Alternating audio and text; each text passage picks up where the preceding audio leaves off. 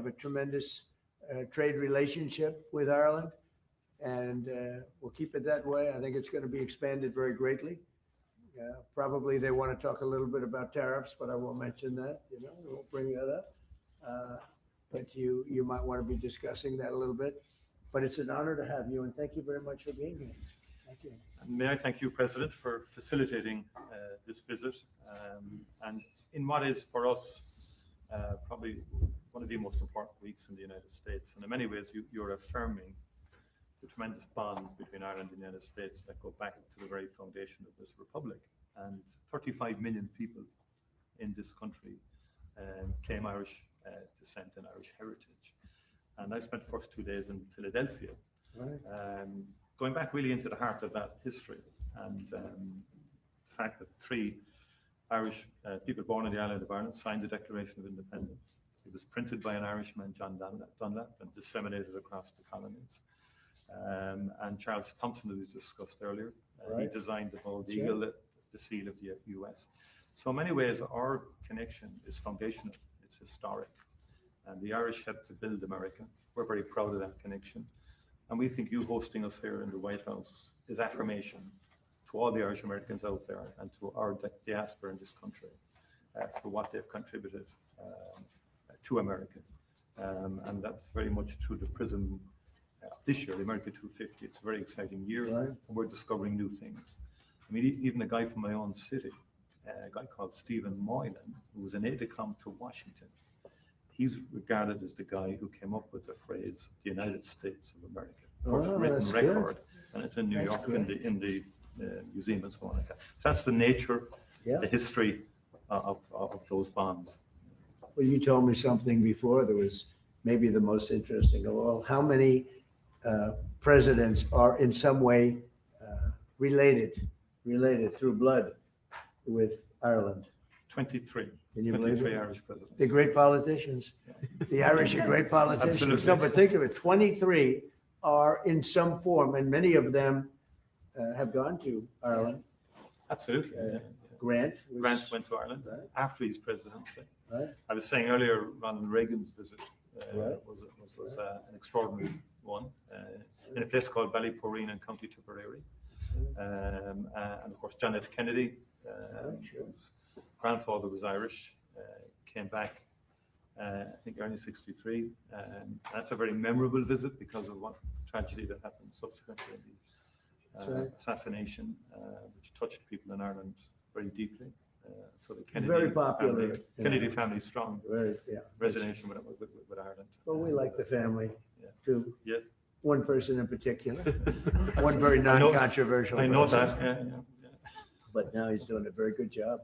He really is. But we have more, I think, people here by far than you have in Ireland that are of Irish descent. We have, so you have quite a few, but we have a lot. You have a lot more than we have. It's pretty amazing by a lot. Absolutely. Yeah. Anyway, thank you very much. It's a great honor. And any questions for me? What if it's Ireland in September and you stay at Dubai? Well, I'm having, it's a great thing. My son and my family, we have a great golf complex in Ireland, one of the best in the world, called Doonbeg. It's in Doonbeg. And it's been amazing. And Rory McIlroy loves it. They all love it. Great golfers. You have a tremendous golf tradition. And it was chosen for the Irish Open, which is a big deal. That's a big event. Absolutely. Looking forward to it. Everybody wants me to be there. You just said, I hope you're going to go. I did. And we're going to try. We are going to try. But it would be an honor. But it was a great honor to be chosen. They only choose the best courses in the world for the, for the big opens. It's one of the big ones, the Irish Open. It's really become one of the most important tournaments in the world. I hear it's going to be a fantastic success. It'll be a great success. Yeah. So Mr. President, it's a very hard course. Mr. President, what progress have you made, Mr. President, in getting America's allies to assist the U.S. in escorting those oil tankers through the Strait of Hormuz? Well, we don't need too much help, and we don't need any help, actually. In fact, we just put out a notice. I was watching over the last couple of weeks, and all of our NATO allies were very much in favor of what we did. They thought it was very important. We were just discussing it, actually.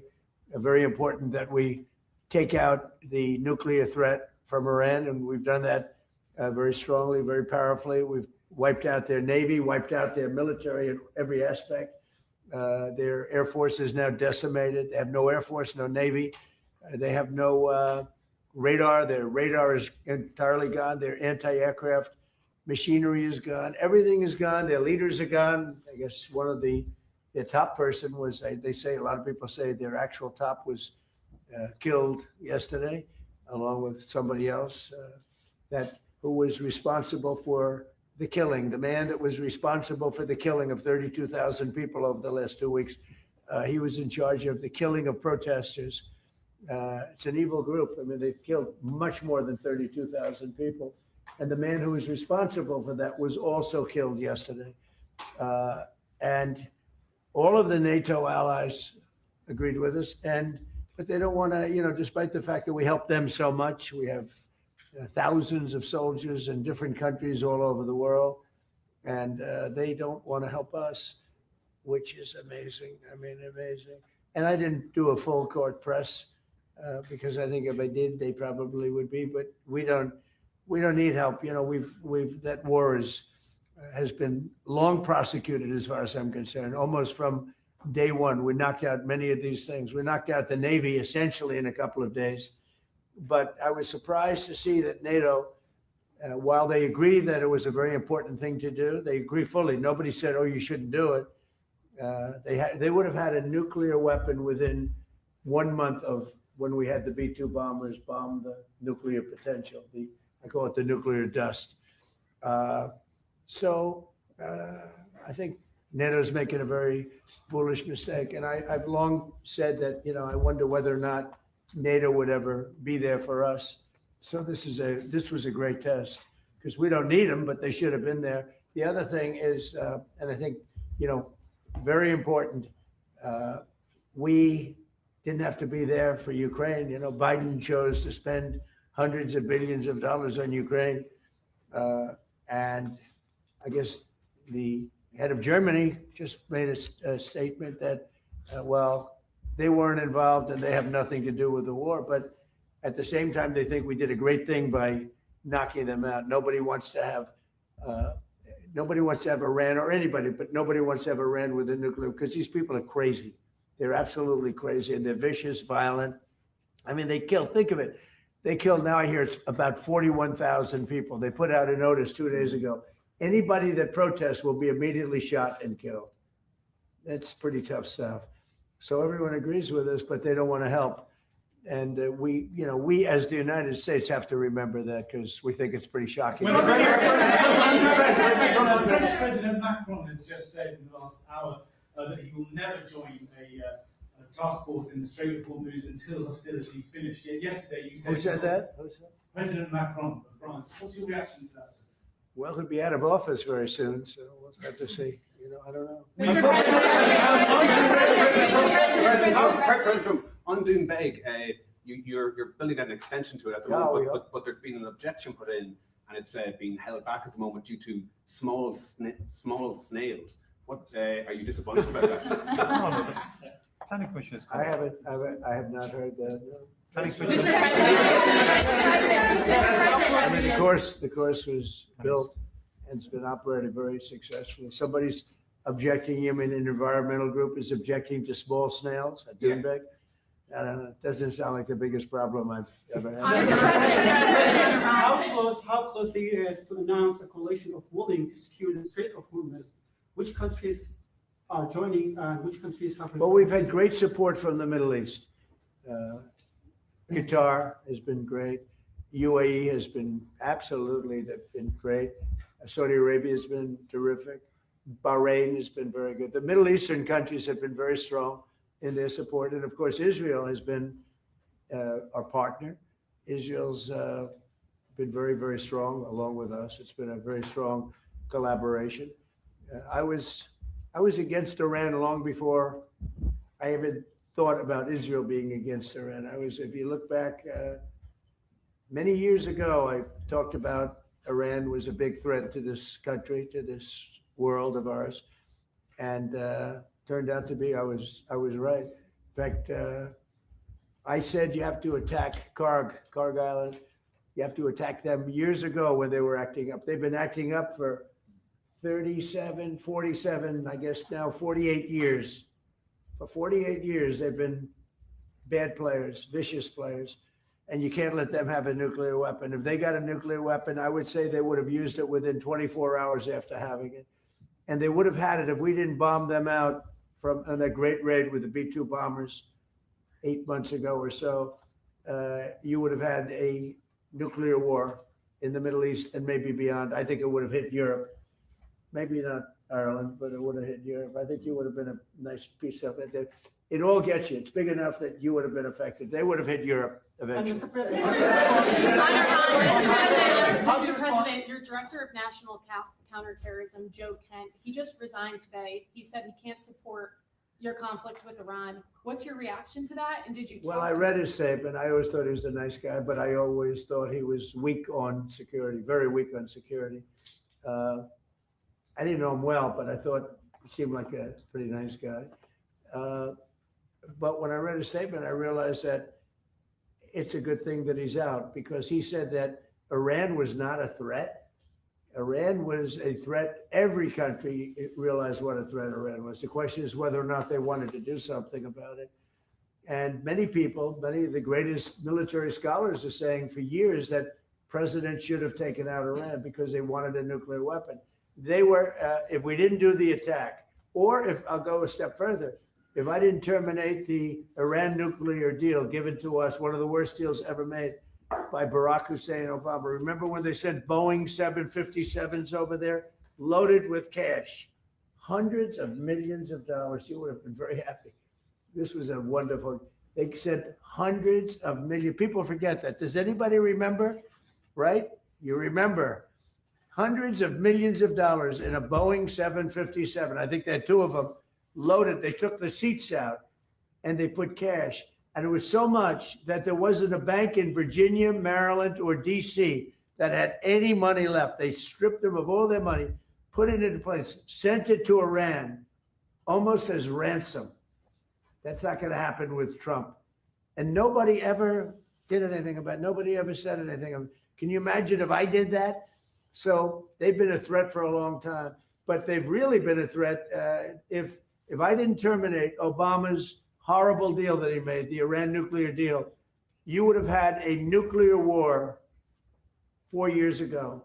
You would have had nuclear holocaust, and you would have had it again if we didn't bomb the site. So when somebody is working with us that says they didn't think Iran was a threat, we don't want those people, because, and there are some people, I guess I would say that, but they're not smart people or they're not savvy people. Iran was a tremendous threat. And virtually every NATO nation, and this is the thing, if they told me it wasn't a threat and therefore they don't want to help, but when they say it was a threat and it was a major threat, every one of them, I think every one of them, I don't know if one that said they're not a threat, but when they say it was a threat, but we're not going to help, I think they're very foolish. You know, it's interesting. It's interesting because I could say this, that what's happening in Ukraine, we're probably in there for $400 billion. We don't spend any money anymore. They buy it from us and they pay full price. But Biden gave them between $350 and $400 billion of equipment and cash. Someday they'll have to find out about the cash. And you could say that wasn't a threat. You know, we're helping them. So we helped them and they didn't help us. And I think that's a very bad thing for NATO. Are there any repercussions for NATO, and are you still going to China? Well, yeah, on China, it's a little different story. We're resetting the meeting, and it looks like it'll take place in about 5 weeks. We're working with China. They were fine with it. We're going to say, I look forward to seeing President Xi. He looks forward to seeing me, I think. But I do look forward to seeing him. We have a good relationship with China. China actually has become economically for us very good, as you know. It's much different than it was in the past. And we have a very good working relationship with China. So we're making it in about 5 or 6 weeks. And Mr. President, Mr. President, repercussions for NATO for not supporting you on this? Any repercussions? Well, no, I just think that it's not good for a partnership when they say what you're doing is a great thing, but we're not going to help. You know, they say what you did is a great thing, but we're not going to help. Mr.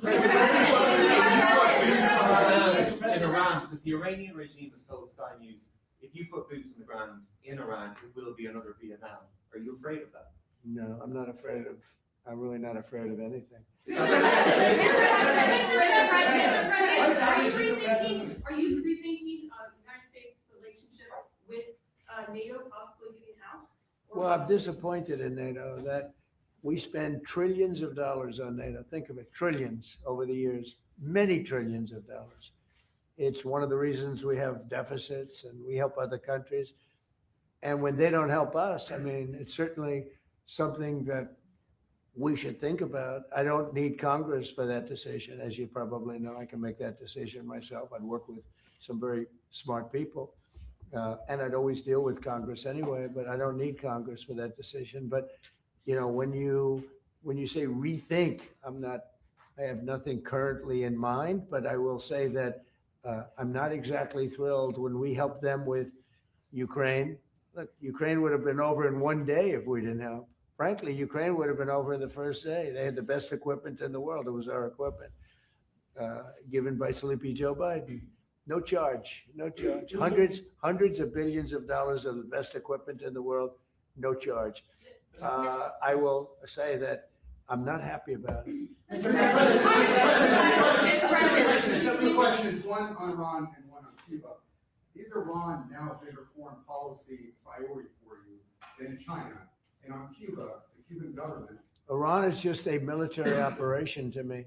Iran is something that was essentially largely over in 2 or 3 days because the Navy was wiped out almost immediately. The Air Force came next. The anti-aircraft came next. I mean, we're flying over Iran. We could take out their electric capacity in 1 hour. We have there's nothing they can do right now because everything is knocked out. They have no radar, no anti-aircraft. They have nothing. And we don't, and it was a decision I made. We discussed it, Pete, Marco, JD, all of us, Chris, we discussed it. We can knock out their electricity in a matter of minutes if we wanted to. There's nothing they can do about it. We can knock out their oil in Carg Island. The only thing we didn't take down was their oil because if we knock out, I call them the pipes, very complex. But if you do that, it'll take them forever to rebuild, meaning whoever, and hopefully it's a sane group of people, but whoever it is, it's going to be running that. And we're going to try to get people that are going to run it well. And, you know, it's going to be a prosperous, wonderful place. It used to be, you know, if you go back, it used to be the people are great. The people are smart and energetic. And it used to be very successful. Now it's a country run by fear. It's a country where they tell protesters, don't go outside because if you do, we're going to kill you. Yeah, Cuba. Well, Cuba right now is in very bad shape. They're talking to Marco, and we'll be doing something with Cuba very soon. We're really focused on this, but we're dealing with Cuba. Marco, do you want to say a couple of words about it? Yeah, I mean, Cuba has an economy that doesn't work and a political and governmental system that can't fix it. So they have to change dramatically. What they announced yesterday is not dramatic enough. It's not going to fix it. So they've got some big decisions to make over there. But Secretary Rubio, do you support, and I know this is up to Congress, but do you support easing the trade embargo if you get more cooperation from Iran? Well, I'm not going to discuss what we would talk about or not. Suffice it to say that the embargo is tied to political change on the island. The embargo is codified. And but the bottom line is their economy doesn't work. It's a non-functional economy. It's an economy that has survived. That revolution, it's not even a revolution, that thing they have has survived on subsidies from the Soviet Union and now from Venezuela. They don't get subsidies anymore. So they're in a lot of trouble. And the people in charge, they don't know how to fix it. So they have to get new people in charge. That's what. And the relationship we have with Venezuela has been I think you could almost say incredible. It's been really good. It's been good for Venezuela and it's been good for us. And I congratulate the Venezuelan baseball team because that was a big win. And I guess they play another game tonight in the finals. And I said a lot of good things have happened to Venezuela lately. This is the first time they've ever been in the finals, and it was pretty exciting. Yeah. Iran is just a military operation to you. But do you not have a day after plan? And if so, what is your day after plan for Iran? Well, we have a lot. Look, if we left right now, it would take 10 years for them to rebuild. But we're not ready to leave yet. But we'll be leaving in the near future. We'll be leaving in pretty much the very near future. But right now, they've been decimated from every standpoint. And again, we've had great support from countries in the Middle East, great support. But we've had no support from, essentially, no support from NATO. What about your relationship with London? Has it been damaged by the fact that Keir Starmer isn't supporting you in this war? And has your opinion of Keir Starmer changed because of this? Well, he hasn't been supportive, and I think it's a big mistake. You know, they make a lot of money on trade with the United States. I went out of my way, as you know, they couldn't make a deal with Biden because they had no real administration to make a deal, Biden. But we made a deal. We made a good deal for them, and frankly, probably wasn't appreciated. I do look forward to seeing the king. He's going to be coming, as you know, very shortly. But no, I was disappointed because Keir was willing to send 2 aircraft carriers after we won, because essentially there's no threat for the aircraft carriers right now. And I said, no, we want things sent before the war, not after the war is won. So yeah, I'm disappointed with Keir. I like him. I think he's a nice man, but I'm disappointed. You see that man right there? You know who that is? That's the late, great Winston Churchill. And Barack Hussein Obama did not want his bust in this office. Did you know that? And Barack Hussein Obama sent that bust back to England. They didn't want it. And when I came in, I was asked if I wanted it. I said, absolutely, I want it. And I put it right there, Winston Churchill. And, you know, unfortunately, Keir is not Winston Churchill. Do you have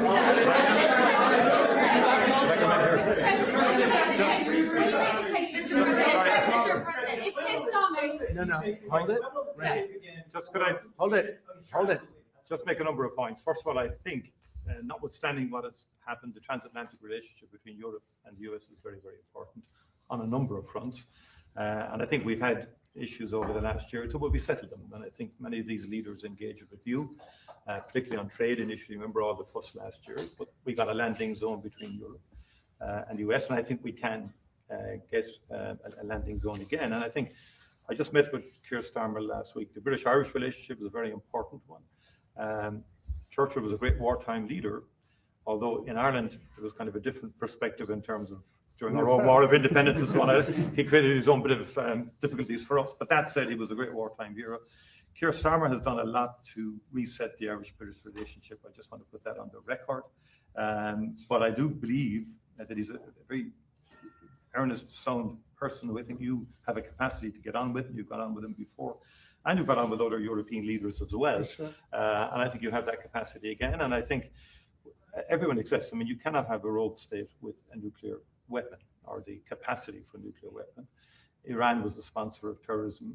We sanctioned Iran, all European countries did, as a terror, and the IRGC in particular as a terrorist organization.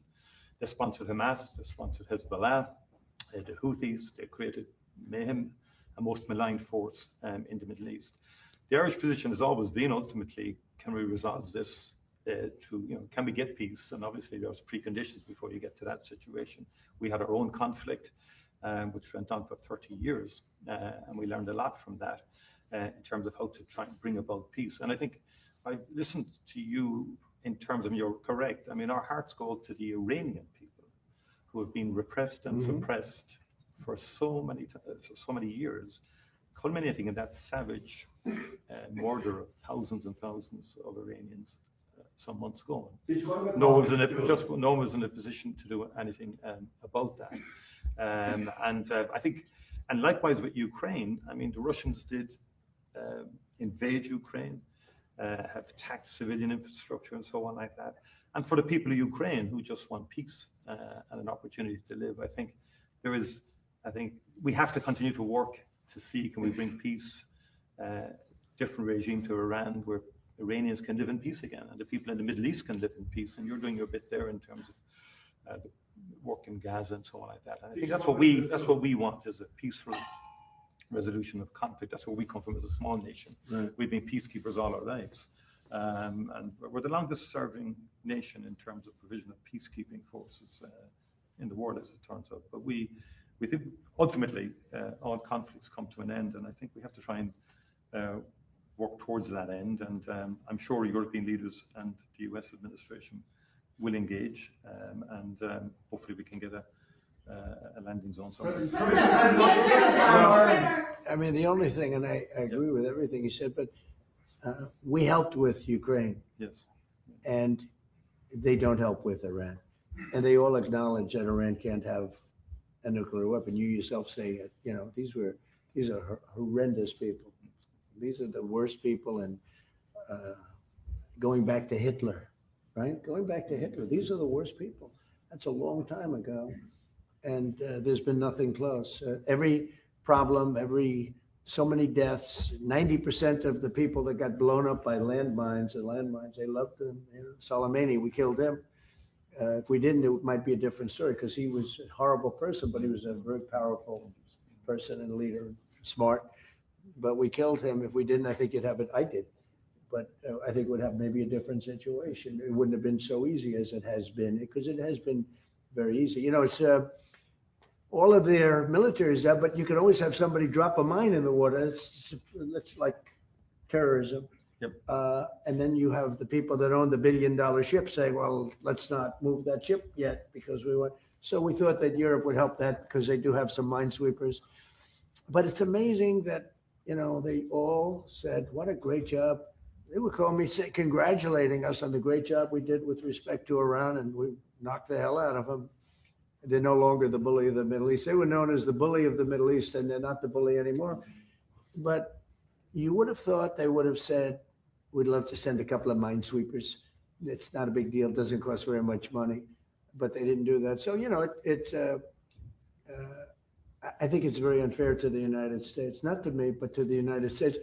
Go ahead, please. Keir Starmer isn't making. She's a fantastic reporter, by the way. Go ahead. Thank you.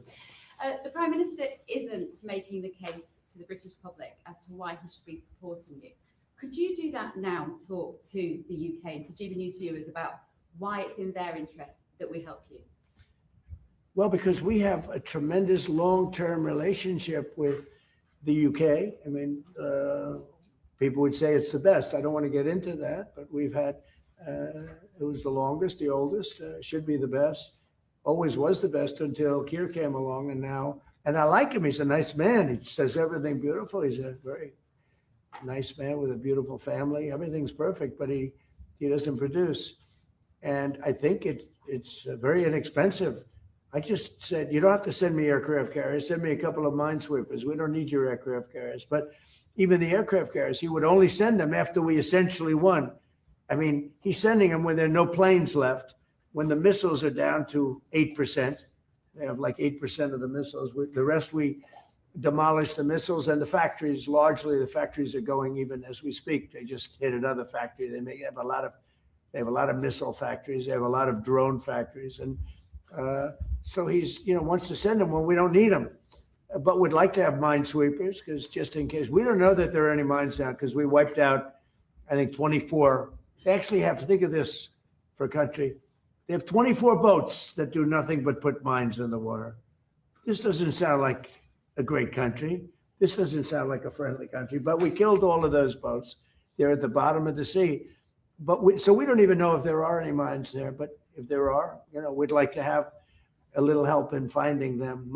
Probably most importantly. Would you like a change in Prime Minister? Do you have confidence in Keir Starmer? Would you prefer to deal? Well, it's not for me. It's really for the people of the UK to have confidence. Of course, but I've been very critical Keir, and I did it in a friendly way. I said, if you don't change your energy thing and get away from windmills and go back to oil and gas, and you have something that's no other country has. Very few countries have anything like it, the North Sea. You have some of the greatest oil and oil deposits in the entire world, the North Sea. They don't use it. You buy a lot of your oil from Norway. You know where they get their oil? From the North Sea. And you pay a very big price. So why are you paying a lot of money? And I tell them, and you have the better part of the North Sea. So why aren't they taking the oil from the North Sea? Why are they buying oil from Norway? But they have windmills all over the country, destroying those gorgeous Scottish fields and those beautiful fields all over the windmills, which don't work. They're tremendously expensive. And the best testament to that is the windmills are made in China, but China doesn't use them. You know what China uses? Coal. They're building 58 coal-fired plants right now, and that's up to them. But these foolish countries that are buying windmills, putting them out of business, I'm proudly telling you that we're going to try and have no windmills built in the United States during my... Because they're very bad. They're very bad environmentally. They kill the birds. They're unsightly. They make a lot of noise. And for some reason, the environmentalists love windmills, okay? You say he's a very nice man. I think he's a nice man. I think he's a nice man, but I disagree with him on two things primarily. His immigration policy is a disaster, and his energy policy is a disaster.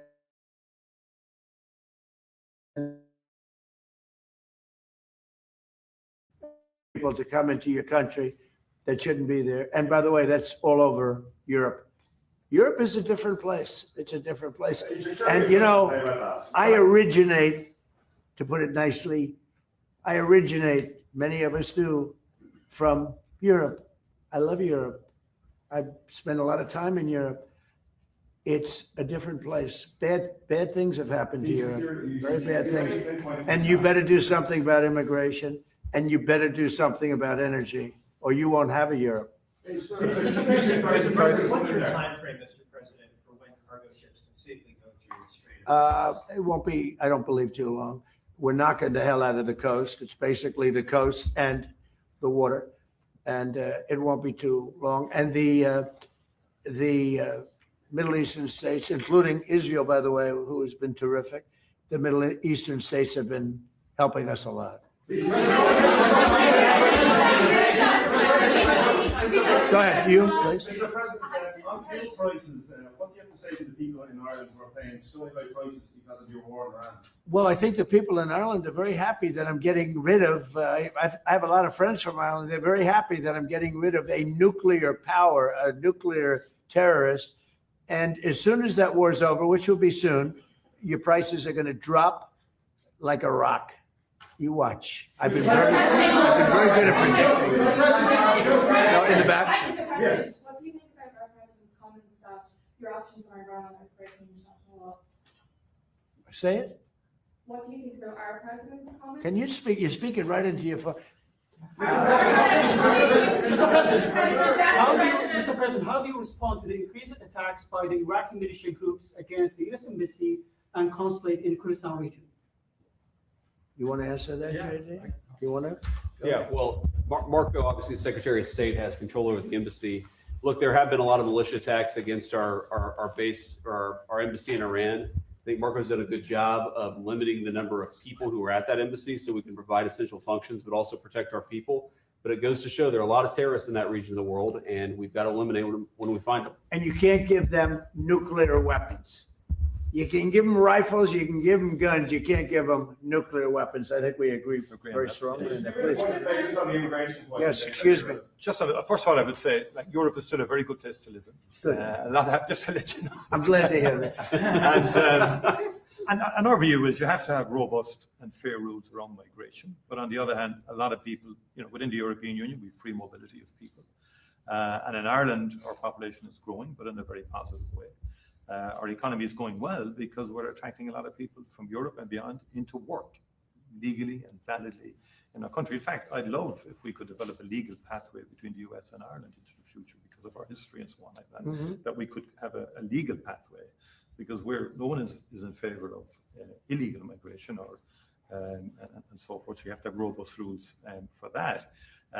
But fundamentally, I think sometimes Europe gets characterized wrongly in terms of it being overrun or whatever like that.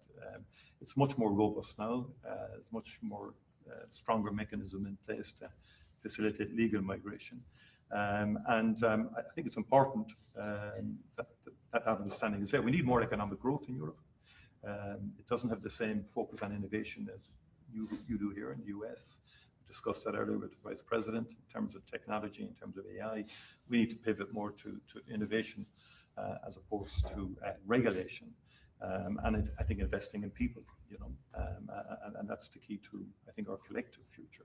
We do take care and listen. You're doing things and picking it up. Prime Minister, Mr. President, the Irish President has said that your war against Iran is illegal. It's an attack on international law. Who said that? The Irish President. Look, he's lucky I exist. That's all I can say. Because if you're going to allow countries that are sick and demented, and they are demented, to have nuclear weapons, everybody in the whole world should be very thankful. And I'm disappointed in NATO, very disappointed. I'm disappointed in a couple of other countries too. But they should be very thankful that this group of people feels the way we do. Because if a country like Iran was allowed to have the power of a nuclear weapon, if we didn't stop them, I stopped them twice. I stopped them my first term when I terminated the Iran nuclear deal, which was Barack Obama's deal. It was one of maybe the worst deal I've ever seen. It gave everything to Iran, including billions of dollars in green cash. I don't mean cash, I mean green cash flown over by airplanes. I can't to this day believe that was allowed to happen. And come to think of it, it would be a good thing for somebody to look at.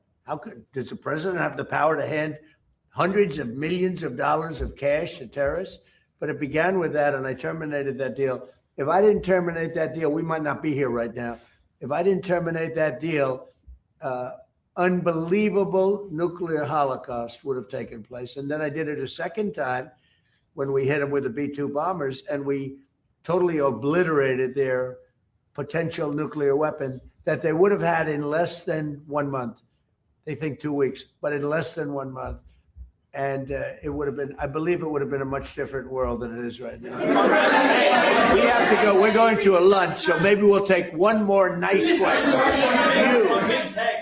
Can I ask you how you're doing with your legal case against the BBC and their fake news documentary? Well, the BBC was incredible. What they did is they had me speaking something I never said. And I've never seen anything quite like it. CBS had that. We had the situation on 60 Minutes, and not the current owners, the past owners. The current owners, I think, are good, Ellison. But BBC took it a step further. They actually they put words in my mouth, and I said some pretty bad things. And I didn't say them. It was AI generated. And I said, I never said that. In fact, some of my people said, wow, that was pretty bad stuff you said. I said, what did I say? I'm pretty good at this stuff. I mean, if you can go through years of these press conferences and you're a popular president of the United States that won in a landslide, that won all 7 swing states, that got record numbers of votes. I mean, so I guess I'm okay at this stuff. I said, I never said that. And then we found out it was AI generated. And they admit they made a mistake. BBC. But I watched them this morning for some crazy reason, and it was so inaccurate. Their reporting on the war was unbelievable. We have decimated that country. And if you watch BBC, it's almost like they're fighting us to a draw. They're not fighting us to a draw. It was very inaccurate news. It was fake news. So I'm very proud of the term fake news because it was my term. I came up with it, but it's no longer accurate. It really is. It's corrupt, fraudulent news. It really is. It's fraudulent. It's not just fake. It's beyond fake. It's really criminal what they do. But I watched BBC this morning, and I don't know much about BBC other than what what took place, because people were calling me saying, that was a terrible thing you said. I said, what did I say? And I said, I never said that. And when we checked it, do you agree? They agree. It was somehow generated, I guess, by AI or something, with me saying unbelievable. So we brought a lawsuit against them. They admit they're guilty, but we'll see how it comes out. Thank you. I like that question. I like that question. Thank you very much. We'll see you later. Thank you.